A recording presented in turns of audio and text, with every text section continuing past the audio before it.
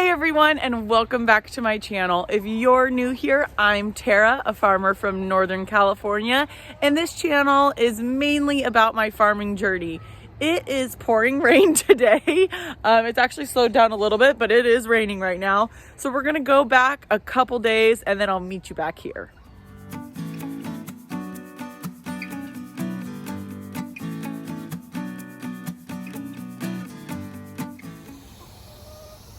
Getting everybody taken care of this morning, filling up our water. Fortunately, I don't have automatic water out here, which is a bummer. Bo's already getting ready to take a dust bath. It's my little bush I'm trying to grow in here. It's actually been doing pretty good. Just so you know, the water is not bad. The brown is actually a vitamin I put in the water, so that's what is making it appear that color. Oh, I wish I had automatic water out here. One day, we actually rent our house where we live, so there's only so much I can do. I'm very lucky to have what I have. Someone recently asked me about our chickens being on cement.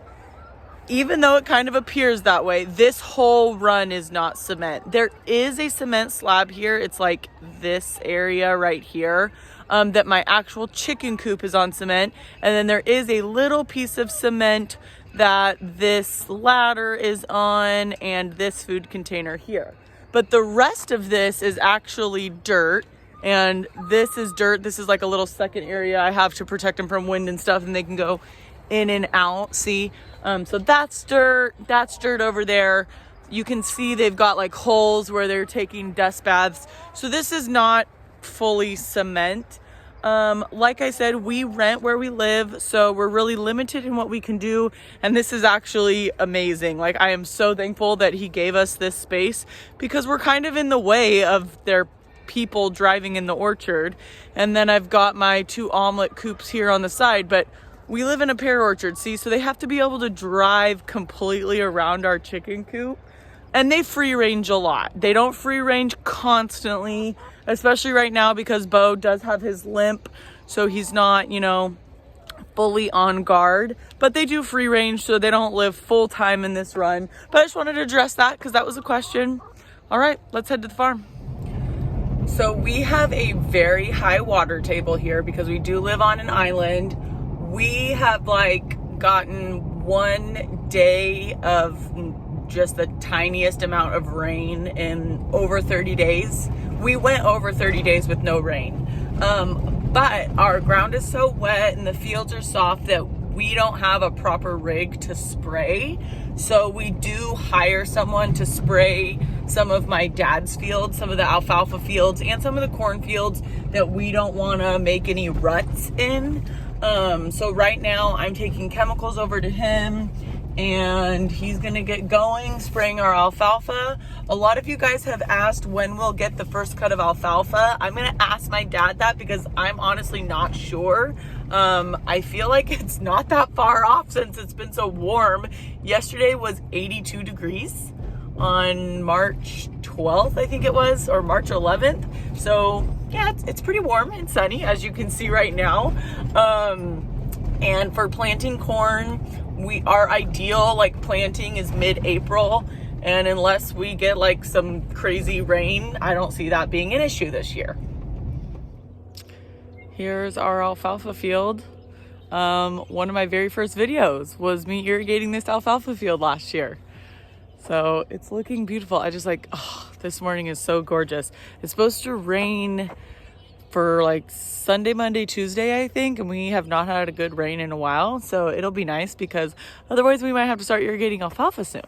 But it's like so beautiful this morning. I love it. So here is the setup. This is my dad's tractor. It's a white, and that's our bubble with water in it. And then the guy who sprays for us, this is his little setup. So he's got a 4-wheeler and a small tank, so it's very light. My dad, his tractor's not that big, but my dad has a pretty big tractor that he sprays with. So it would create pretty big ruts if the fields are soft. So this is a good setup, and hopefully he'll get it done. This right here is where our ditch goes. So we covered it for the winter, but we'll pull a ditch here and we flood irrigate our alfalfa.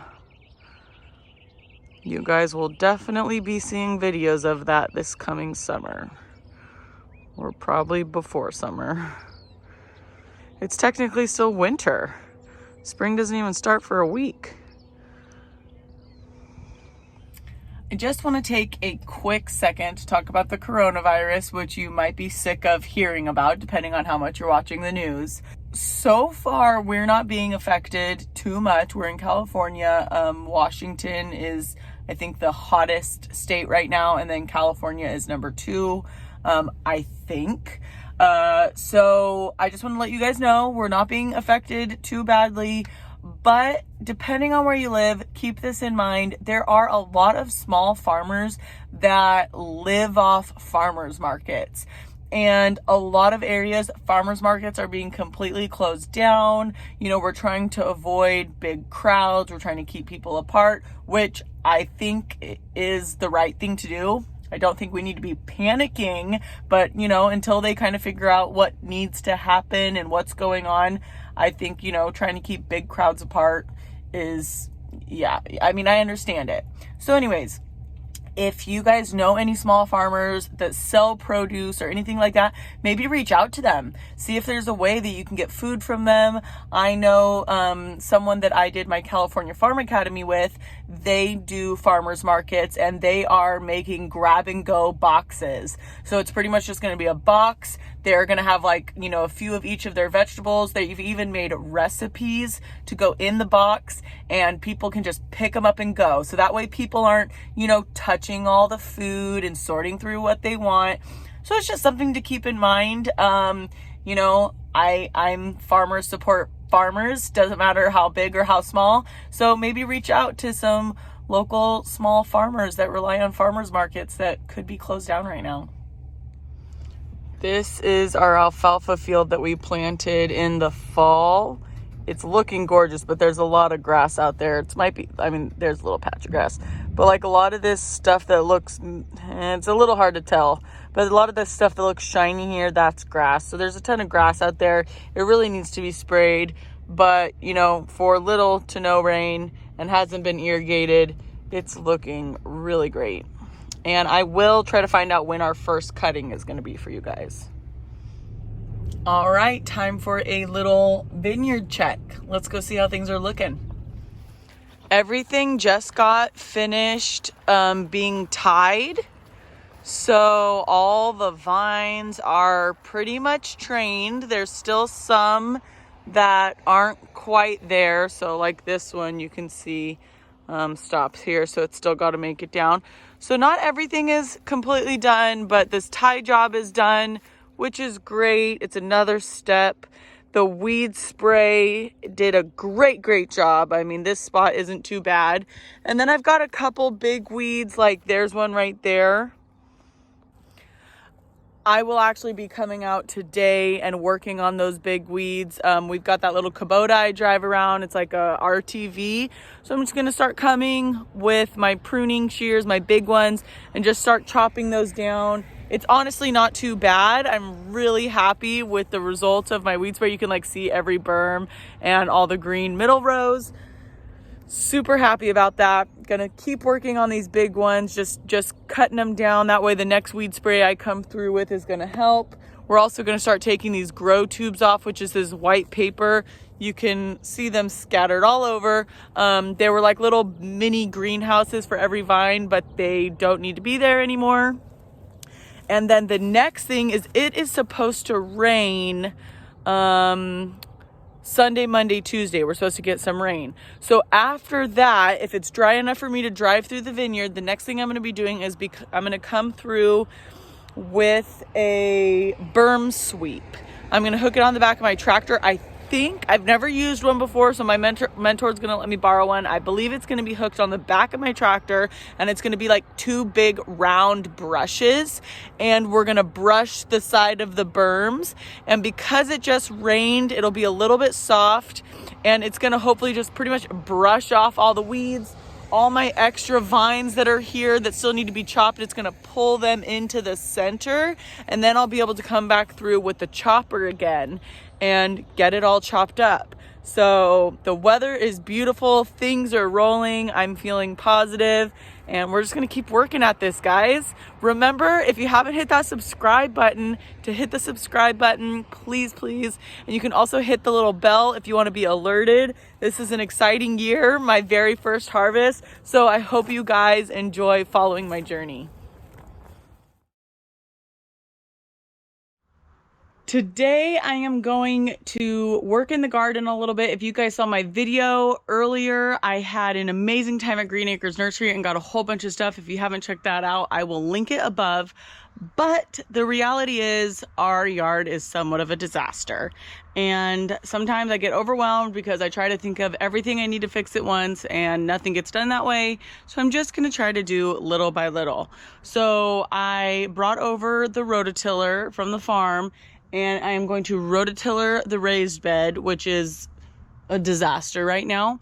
My plan is to put dahlias in the back section and then some other flowers in the front. I'm doing all flowers this year. So we're gonna get that rototillered, and that's gonna be my first project. There's some of one of the plants I bought, some of the flowers I got, they're all in pots. It hasn't even been a week since we've gone, but who knows when this video will come out. And then that's some greenery that I'm gonna put in some areas, and the rest is all weeds. So yeah, I got a lot of work to do.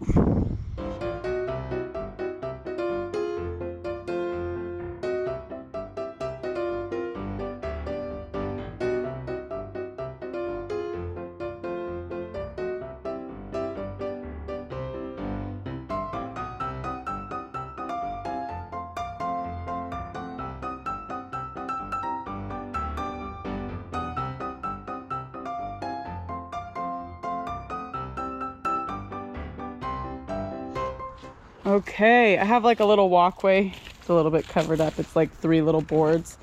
So there, half I did a first round. This side hasn't been done. I'm super happy with how this came out. I pretty much, everything I had growing in here last year, I just like pulled it and dumped it. And then I also put straw down before the winter. And I've also mixed in some of my chicken coop cleaning. So I think that came out beautiful for the first round. And now I gotta do this side. So I'm feeling good so far, because in the past it's been like rock hard or a super pain to do. So I am no master gardener, not even like a little bit. So I'm proud of myself that I obviously did something right this year.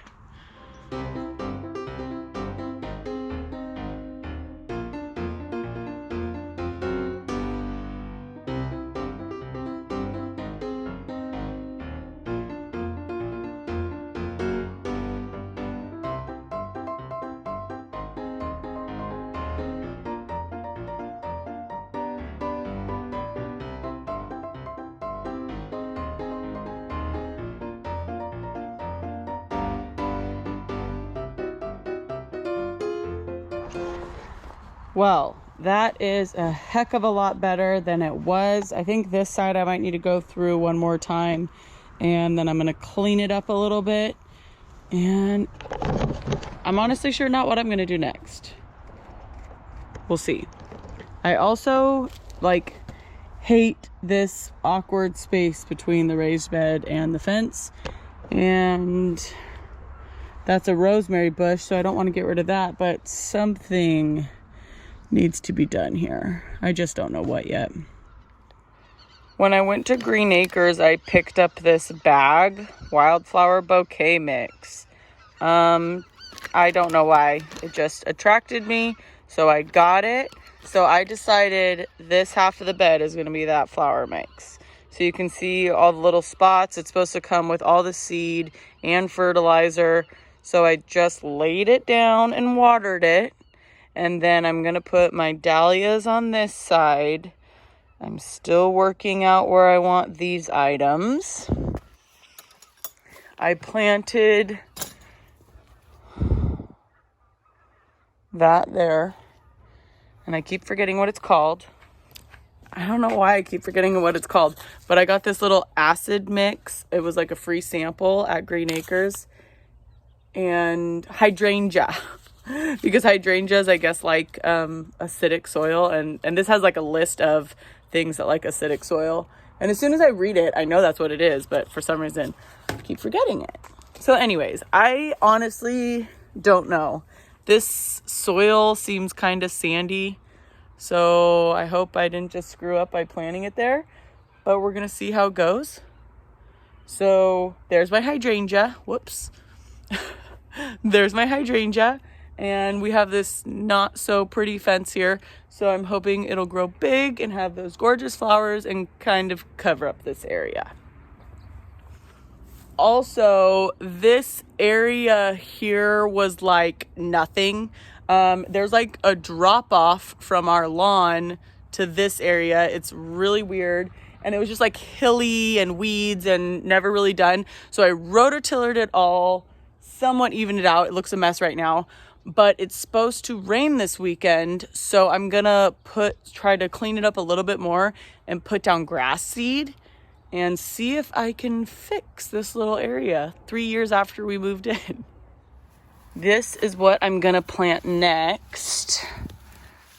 I am not a flower person, guys. I'm gonna be though.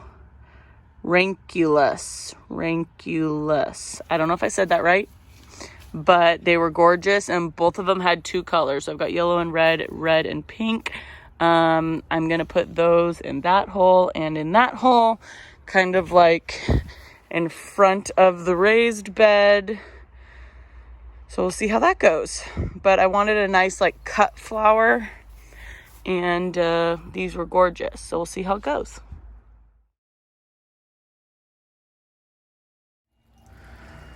Okay, so I got these guys in the ground right before it started raining.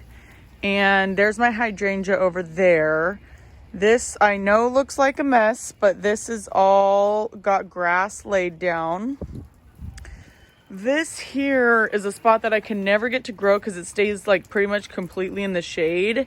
And I found these plants in another spot where there's all shade, and they were doing amazing. So I put a couple here. We're gonna see if they grow. And in here, as you guys saw, I rototillered everything. This is all mixed flower seed, and there's nothing over there yet. And I've obviously still got some plants that have not been planted, unfortunately. So I didn't get everything in the ground like I had hoped, but I got a lot in the ground, and at least these plants are gonna stay happy in the rain. So once the rain stops, I'll figure out where to put them. It's definitely nice to get them in the ground before it starts raining, because I just feel like they get acclimated to the ground more naturally. But yeah, I'm pretty happy with how that all turned out so far. We are on day 3 of pouring rain. We have not had rain, really, like real rain, for, I mean, way over 30 days at this point. We're probably at like 5 weeks, maybe 6 weeks of no rain, and now we're getting it pretty good. We're on day 3. Supposed to rain again tomorrow, gonna be cool for a whole week, and then possibly rain again next weekend. So yeah, it's pretty wet out here. My chickens have a lot of water and mud in there, unfortunately.